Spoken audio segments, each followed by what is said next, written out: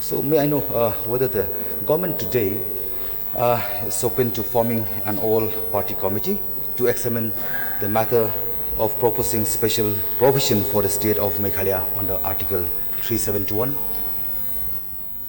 Sir, of course, if there is a requirement and there is a demand, and if there is any reason for us to allow a discussion to take place on the matter, we can have particular provisions. But as I said, as of now, the state, the scheduled areas, we come under the 6th schedule, and the provisions are there to protect us and our culture, our land, our people.